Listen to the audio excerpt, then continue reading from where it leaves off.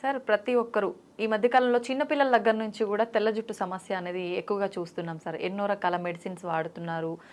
అయినా కూడా కొంచెం ఎట్లయినా షై ఫీలింగ్ ఉంటుంది కదా సార్ తెల్ల జుట్టు కనిపిస్తుంటే. ఏజ్డ్ వాళ్ళే వాటిని కవర్ చేయడానికి రకరకాల ప్రయత్నాలు చేస్తుంటారు. చిన్నపిల్లల్లో కూడా వస్తుంది. అసలు ఏమంటారు, ఏం వాడినా రిజల్ట్ ఉండదు. ఖచ్చితంగా ఏదైనా వాడామంటే దానివల్ల సైడ్ ఎఫెక్ట్స్ వచ్చి హెయిర్ ఫాల్ అవ్వడము, ఇంకా కొత్త సమస్యలు వస్తున్నాయి. అలా కాకుండా మేము మీ వీడియోలో చూసాం సార్, తెల్ల జుట్టు రాకుండా ఉండాలి అంటే, వచ్చిన జుట్టు రంగు మారాలి అంటే ఇలా చేసుకుంటే బాగుంటుంది అని చెప్పి. అది నిజంగా వర్కౌట్ అవుతుందా సార్? ఒక్కసారి ఆ రెమెడీస్ మా కోసం. ఫస్ట్ నేను ఫ్యాక్ట్ నిజం చెప్పాలి అంటే, ఇప్పుడు మీరు చూస్తున్నటువంటి హెయిర్ ఒరిజినల్ కలర్ కాదు. నాకు కూడా వైట్ హెయిర్ ఉంది. వైట్ హెయిర్ ఉంది కాబట్టి దాని మీద నేను రీసెర్చ్ చేశాను. కాకపోతే అది నా మీద కన్నా మా నాన్నగారి మీద బాగా పనిచేసింది. ఆయనకి రివర్స్ అయింది. 80% దాకా రివర్స్ అయింది. అంటే రివర్స్ అవ్వుద్ది అని చెప్పడానికి సోర్సెస్ ఉన్నాయి. నేను నా దగ్గర ఒక బుక్ ఉంది, 1950s బుక్. అది దాంట్లో అప్పుడు రీసెర్చ్ చేశారు. అప్పట్లోనే ఈ వైట్ హెయిర్ మీద రీసెర్చ్ చేశారు. అంటే ఇండియన్స్ కోసం కాదు, అప్పట్లో వెస్టర్న్ కంట్రీస్, అమెరికా ఇటువంటి ప్రాంతాల్లో విపరీతంగా వాళ్ళకు ఉంది వైట్ హెయిర్. దాని మీద వాళ్ళు రీసెర్చ్ చేసినప్పుడు కొన్ని రకాల సాల్ట్స్ వైట్ హెయిర్ బ్లాక్ అవ్వడానికి ఉపయోగపడింది. ఆయన చెప్పిన దాని ప్రకారం ఒక 1 year లైఫ్ స్టైల్ మార్చుకుంటే వైట్ హెయిర్ పూర్తిగా ముగ్గు పుట్ట బ్లాక్ అయింది అని దాంట్లో ఆ రీసెర్చర్స్లో తెలియజేశారు. ఓకే, అది నేను ఇంచుమించు అంటే నాకు 97లో నాకు వైట్ హెయిర్ స్టార్ట్ అయింది.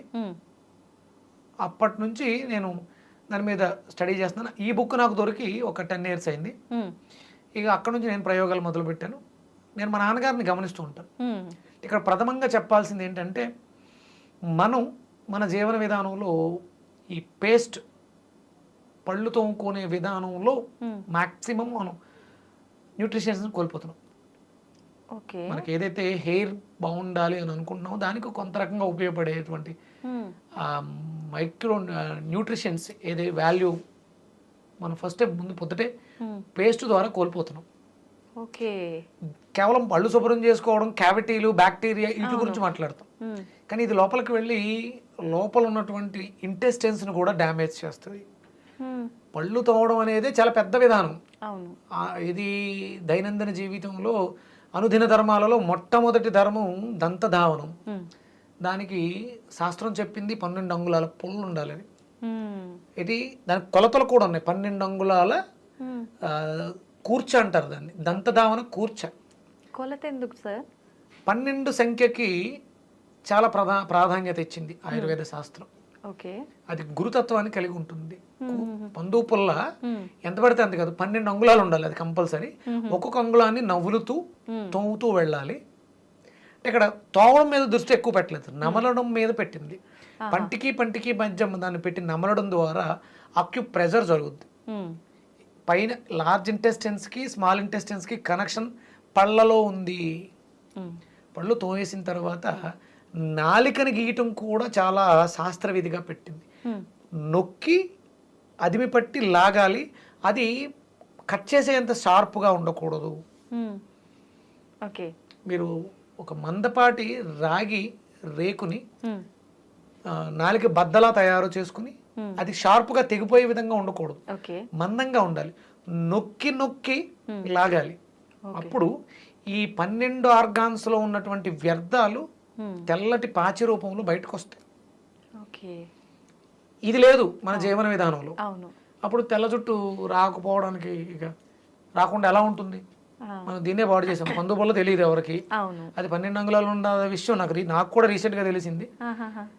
నాలికను నొక్కి పెట్టిది తోమాలి అంటే దానికి ఒక మంత్రం కూడా ఉంది. దంతధావనానికి ఒక మంత్రం కూడా ఉంది. అవన్నీ మనం తర్వాత విషయాలు విపులంగా మాట్లాడతాను. మీరు వైట్ హెయిర్ మారడం గురించి మాట్లాడారు.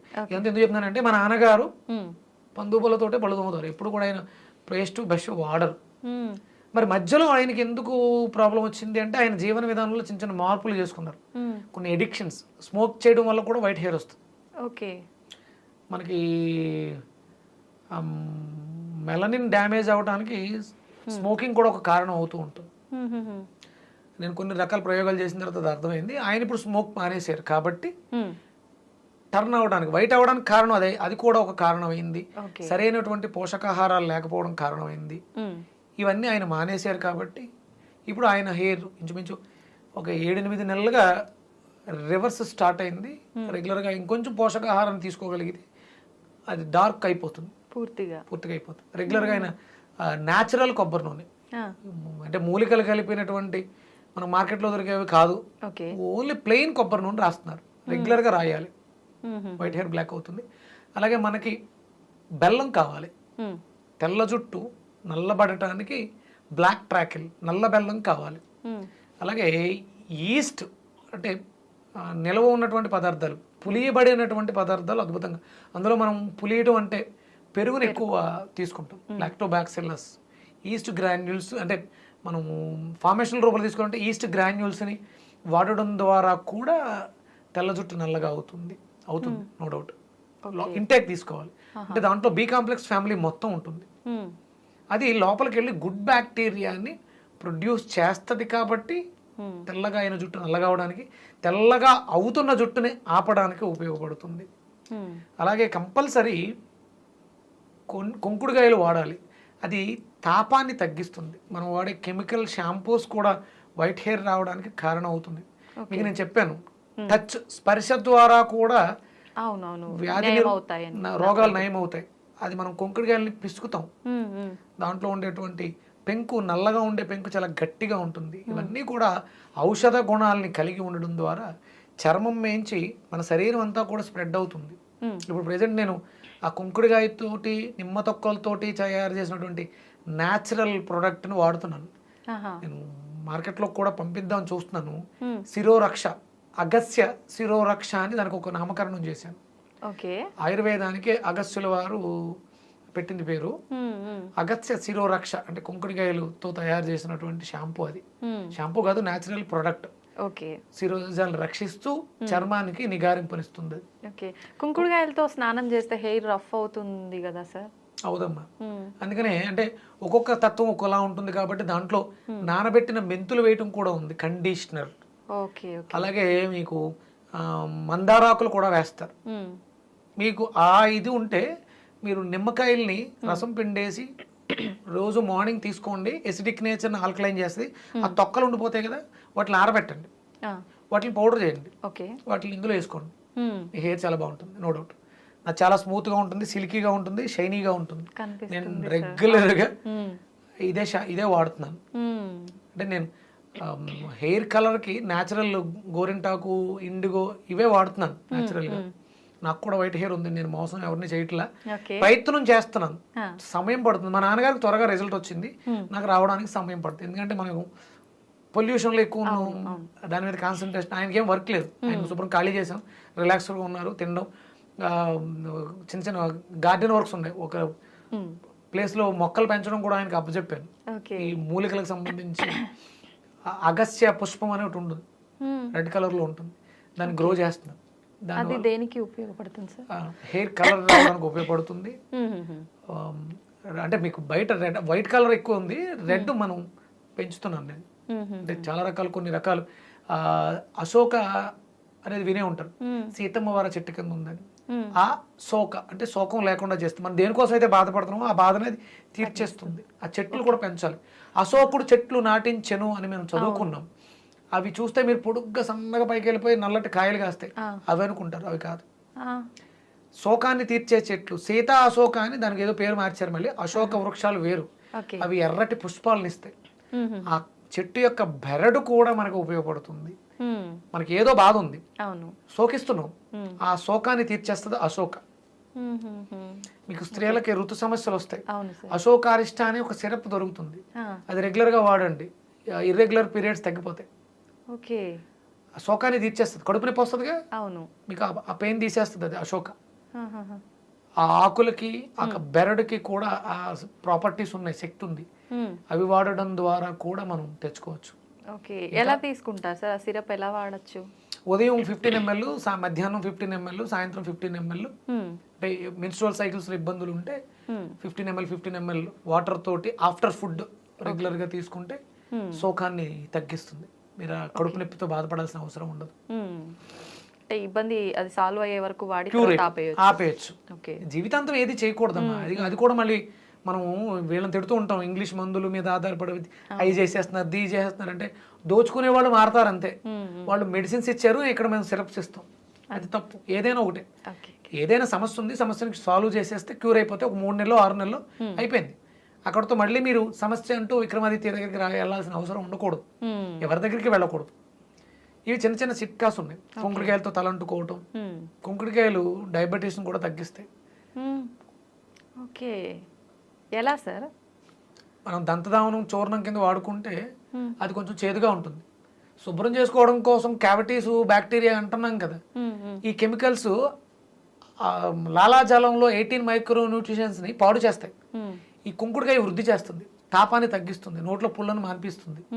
దాంతోపాటు ఈ దంతధావన చూర్ణం అపామార్గాన్ని మనకు ఉత్తరేని పుల్ల సమూలాన్ని పొడి చేసుకుని దాంతో పళ్ళు తోమితే మీకు వైట్ హెయిర్ రావడం ఆగుద్ది. ఉత్తరేని పొడి. అలాగే నల్లటి గుణం కలిగినటువంటి నేరేడు పళ్ళు జుట్టు నల్లగా అవడానికి అవకాశం ఇస్తాయి. వంకాయ జుట్టు నల్లగా అవడానికి అవకాశం ఇస్తుంది. వంకాయ కూడా నల్ల వంకాయలు ఉంటాయి కదా, అంటే అది వెళ్ళి డైరెక్ట్ జుట్టు మీద పని చేయదు, కిడ్నీని శుభ్రం చేస్తుంది. కిడ్నీ బాగుంటే జుట్టు నల్లగా ఉంటుంది. ఇవి ఇంటర్లింక్స్ ఇవన్నీ కూడా. అలాగే పండిన దొండకాయలు కూడా జుట్టు నల్లగా అవడానికి అవకాశం. మందార పువ్వు ఎర్రగా ఉంటుంది, హైబిస్కస్, కానీ మందార ఆకులు జుట్టు నల్లగా అవడానికి సపోర్ట్ ఎలా చేస్తాయంటే ఆ శక్తి మూలాధారాన్ని యాక్టివ్ చేయడం ద్వారా తెల్లగా అయిన జుట్టు నల్లగా అవుతుంది. అంటే వైట్ హెయిర్ వచ్చింది అంటే మూలాధారం ప్రాపర్గా లేదు అని అర్థం. అందుకని ఎర్రగా ఉండే పదార్థాలు తింటే మూలాధారం యాక్టివ్ అవుతుంది. మూలాధారం ఎర్రగా ఉంటుంది కానీ అది జుట్టును నల్లగా ఉంచుతుంది, మెలనిన్ అక్కడ ప్రొడ్యూస్ అవుతుంది. ఇవన్నీ ఇంటర్లింక్స్. ఇప్పుడు అది పండిన దొండకాయ అన్నారు కదా సార్, తినాలా సార్ అది? మనం దొండకాయలు పండితే కూర పాడేస్తాం కదా, మిక్సీలో వేసి జ్యూస్ కొట్టండి, దాన్ని జ్యూస్ చేసుకుని తాగేయండి, లివర్ ఫిల్టర్ అయిపోద్ది, మూలాధారం యాక్టివ్ అయిపోద్ది. ఒకవేళ వైట్ హెయిర్ సమస్య అంటే చర్మ వ్యవస్థ జుట్టు నల్లగా అవడానికి అవకాశం ఏర్పడుతుంది. ఒకవేళ అప్పుడే స్టార్ట్ అయింది ప్రీమెచ్యూర్డ్, అది ఆగుతుంది, జుట్టు ఒడ్డం కూడా తగ్గుతుంది. అందులో ఇంకేమైనా కలుపుకోవచ్చా సార్? అల్లం ముక్క, నిమ్మకాయ రసం, మజ్జిగ, మన ఇష్టం. ఈ రకాల అంటే ఇటువంటి ఫుడ్స్ మనం తీసుకుంటూ బెల్లం, కొబ్బరి నూనె, నార్మల్ ప్లెయిన్ కొబ్బరి నూనె తలకి రాయాలి, రోజు రాయాలి. అలాగే మనం తీసుకునే వాటిలో ఐరన్ కంటెంట్, బెల్లం, నల్ల బెల్లం ఉండాలి. ఈస్ట్ అంటే నిల్వ ఉన్నటువంటి పదార్థాల్లో మనం చెద్దనాన్ని కూడా ఈస్ట్ గానే భావిస్తాం. నైట్ నానబెట్టిన తోడు పెట్టిన అన్నంలో కూడా ఈస్ట్ ఫామ్ అవుతుంది. లేదా అలా కుదరట్లేదు అనుకున్నప్పుడు డ్రై ఈస్ట్ గ్రాన్యూల్స్ దొరుకుతాయి. ఒక చిటికెడు నీళ్ళలో వేసుకుని నానబెట్టి దాని మజ్జిగలోను మనం వేసుకునే పదార్థాల్లో అవకాశం ఉంటే, మరి చపాతీలు చేసుకున్నప్పుడు దాంట్లో వేయటం, దాన్ని తీసుకోవడం, ఈస్ట్ని తీసుకోవడం రెగ్యులర్గా చేస్తూ ఉంటే వైట్ హెయిర్ బ్లాక్ అవడానికి అవకాశం ఉంది. సిట్రస్, విటమిన్ సి ఉన్నటువంటి ఉసిరి రెగ్యులర్గా తీసుకోండి. మన ఫుడ్స్ మార్చుకుంటే చాలు. ఎసిడిక్ నేచర్ ఫుడ్స్, మీరు B12 బాగుందని చెప్పేసి మీట్ ఎక్కువ తిన్నా కూడా వైట్ హెయిర్ వచ్చేస్తుంది. అవేమి నాన్ వెజ్ జోలికి వెళ్ళకండి, సాత్వికంగా ఉండండి, తేలికగా జీర్ణం అయ్యేలా చేయండి, ఆటోమేటిక్గా వైట్ హెయిర్ బ్లాక్ అయిపోతుంది. మినిమం 6 to 1 year ఇవి రెగ్యులర్గా చేస్తే వైట్ హెయిర్ బ్లాక్ అవుతుంది 100%, నో డౌట్. ఇప్పుడు ఈ ఆల్రెడీ ఉన్న వాళ్ళు కలర్ వేస్తుంటే కలర్ వేయటం ఆపేయండి. ఆ కెమికల్ ఆపేస్తే ఆక్సిజన్ బాగా తీసుకుంటుంది. రోజు రెగ్యులర్గా నూనె రాస్తూ ప్రాణాయామం, నడక ఇలాంటివి చేస్తూ ఉంటే డెఫినెట్గా అంటే ఒకటి మనలో ఆత్మనూన్యత భావం ఏర్పడుతుంది. వైట్ హెయిర్ వచ్చినా, బాల్డ్ హెయిర్ వచ్చినా దాన్ని మనం పెంపొందించుకుంటే ఆటోమేటిక్గా ఈ సమస్యల నుంచి ఓవర్కమ్ అవ్వచ్చు. ఓకే సార్, తలస్నానం విషయానికి వస్తే కూడా అంటే డైలీ తలస్నానం చేయొద్దు, మనకు హెయిర్లో ఉండాల్సినవన్నీ పోతాయి అని అంటుంటారు, అది నిజమేనా సార్? కాదు, నేను గత కొన్ని సంవత్సరాలుగా ప్రతిరోజు నేను తలస్నానం చేస్తూనే ఉన్నాను. ఆ జుట్టు ఏం ఊడిపోలేదుగా, ఇంకా తిక్కుగా ఉందిగా. అవును, అంటే వాటికి చేయాల్సిన మనం చేస్తూ ఉంటే నిత్యం తలస్నానం చేయడం తప్పు అని ఎక్కడ ఏ శాస్త్రంలోనూ లేదు. ఓకే, అంటే మగవాళ్ళకి అంటే మీకు ఆడవాళ్ళకి జుట్టు ఎక్కువ ఉంటుంది కాబట్టి ప్రత్యేకమైనటువంటి రోజులు పెట్టడం జరిగింది. జుట్టు ఎక్కువ ఉన్నప్పుడు మరి అది ఆరడం కష్టం కాబట్టి మీరు చేయక్కర్లా. చేసే అలవాటు ఉన్న వాళ్ళు దానివల్ల అయితే ఎలాంటి ఇబ్బంది లేదు, మంచిదే, మగవాళ్ళు చేయొచ్చు.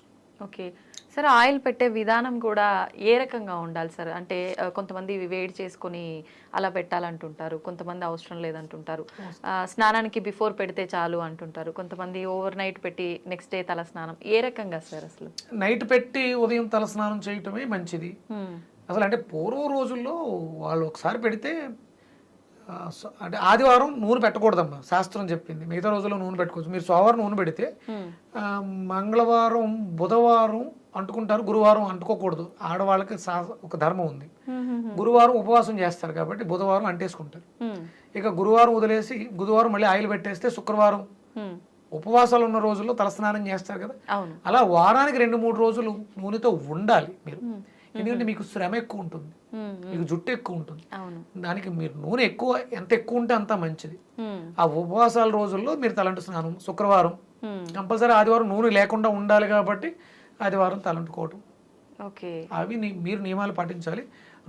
వారం అంతా కూడా ఉన్నాను, ఇబ్బంది ఏమీ లేదు. నూనె ఉంటే మంచిదే, మనకి పొల్యూషన్ నుంచి కాపాడుతుంది, కెమికల్స్ నుంచి కాపాడుతుంది కాబట్టి రెగ్యులర్ గా నూనె రాసుకోవచ్చు.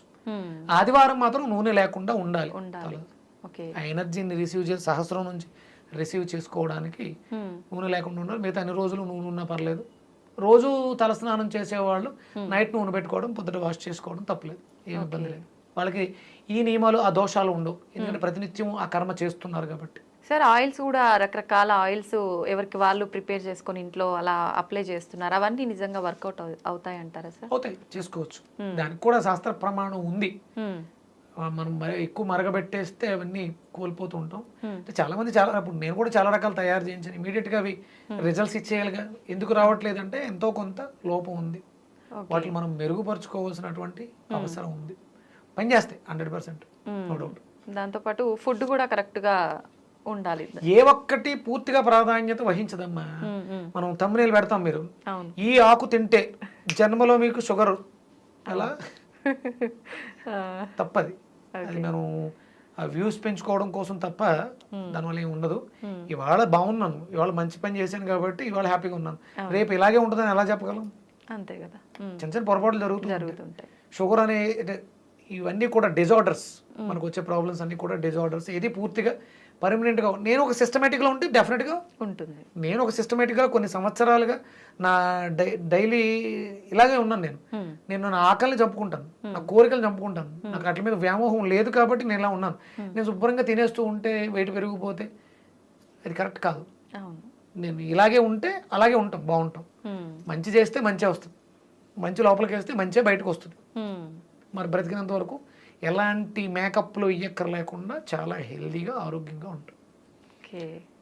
మీరు ఆ వైట్ హెయిర్కి రెగ్యులర్గా కొబ్బరి నూనె రాయాలి. కుంకుడుకాయలతోటే, షాంపూలతో కాదు, కుంకుడుకాయలతోటే తలంటుకోవాలి. ఈస్ట్ గ్రాన్యూల్స్ వాడుకోండి, నల్ల బెల్లం వాడండి, కూరగాయలు బాగా తీసుకోండి, వెజిటేరియన్ గానే ఉండండి, వెజిటేబుల్స్ బాగా తీసుకోండి.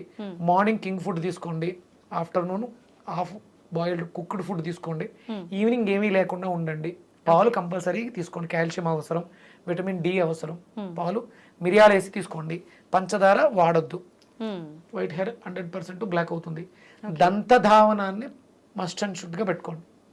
అయితే పందుపుల్ల, లేకపోతే న్యాచురల్ పౌడర్, కరక్కాయ, లవంగి మొగ్గలతో మన ఇంట్లో తయారు చేసుకున్నటువంటి పౌడర్ని చేతులు వేసుకుని బ్రష్ కంటి పెట్టుకుని చిగుళ్ళకి తగలకుండా పళ్ళు తోముకోండి. దంతరక్ష చూర్ణం అని కూడా దింపుతున్నాను, అది అవసరం. ఉదయం సాయంత్రం 2 పూట్ల బ్రష్ చేయాలి. ఇవి పెట్టుకుంటే చాలా హ్యాపీగా ఉంటారు. జుట్టు తెల్ల జుట్టు నల్లగా అయిపోతుంది, జుట్టు ఒత్తుగా ఉంటుంది, సిల్కీగా ఉంటుంది, బాగుంటుంది. మనం నిత్యం చేసే అంటే అది తప్పు అని మనకు తెలియకుండా చేసే కొన్ని పనుల వల్ల కూడా ఇలాంటి మిస్టేక్స్ జరుగుతున్నాయి. అవి మనం కరెక్షన్ చేసుకుని ఫుడ్ మెయింటైన్ చేస్తే సరిపోతుంది. చిన్నపిల్లలు, ముఖ్యంగా చిన్నపిల్లల్ని ఈ విషయంలో మీరు బాగా చూసుకోవాలి. ఎందుకంటే చిన్న వయసులోనే వైట్ హెయిర్ వస్తుంది కాబట్టి అది ఆ పిల్లల ఎదుగుదల మీద ప్రభావాన్ని చూపిస్తుంది. వాడికి బాగుంది, నాకు బాగాలేదంటే నాకు ఏదో ప్రాబ్లం వచ్చింది. ఆ ఇన్సెక్యూరిటీ ఫీలింగ్, అభద్రతా భావం వాడి ఎదుగుదల మీద ప్రభావాన్ని చూపిస్తుంది. కాబట్టి దీని మీద కేర్ తీసుకోవాలి. అసలు పిల్లలకు జుట్టు చాలా బాగుంటుంది, ఎందుకంటే వాళ్ళు తల్లిపాలతో పెరిగి ఎలాంటి కల్మషాలు లేకుండా ఎదుగుతున్న. మీరు చిన్నపిల్లల జుట్టు చూస్తే చాలా స్మూత్గా ఉంటుంది. మరి ఉండే కొలది ఎందుకు మారిపోతుంది అంటే మన ఆహారపు అలవాట్లు పిల్లల మీద ప్రభావాన్ని చూపిస్తుంది.